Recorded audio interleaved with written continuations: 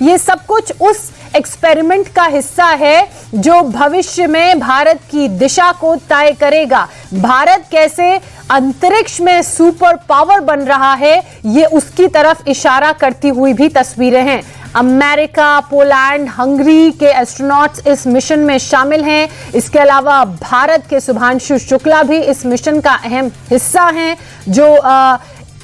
3 अन्य एस्ट्रोनॉट्स के साथ अंतरिक्ष के इस सफर पर, अंतरिक्ष की इस यात्रा पर निकल चुके हैं और उस ह्यूमन कैप्सूल में सवार हैं जो इस वक्त पृथ्वी से बाहर निकल चुकी होगी, जो इस वक्त अंतरिक्ष की ओर होगी और उसका रास्ता सीधे जाता है इंटरनेशनल स्पेस स्टेशन की तरफ, जहां पहुंचने में 28 घंटे से कम का वक्त लगेगा। अन्य क्रू मेंबर्स के साथ शुभांशु शुक्ला की तस्वीरें अभी आपने कुछ देर पहले देखी कि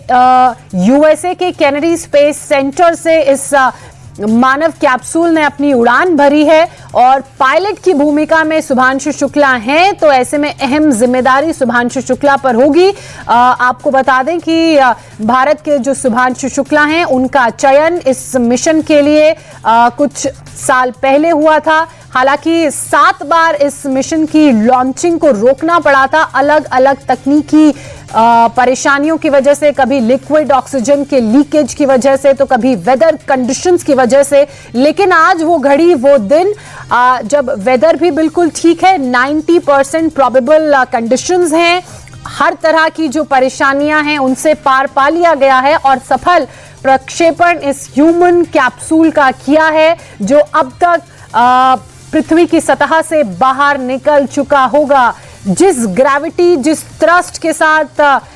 ये जो ह्यूमन कैप्सूल है वो बाहर निकल रहा है, इसको अपने गंतव्य तक यानी कि इंटरनेशनल स्पेस स्टेशन तक पहुंचने में लगभग 28 घंटे का वक्त लगेगा। आपको बता दें कि एक्सोम 4 मिशन के तहत अंतरिक्ष में जाने वाले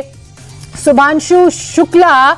भारतीय प्रधानमंत्री नरेंद्र मोदी ने इनका चयन किया था गगनयान मिशन के लिए। आपको याद होगा साल 2019 में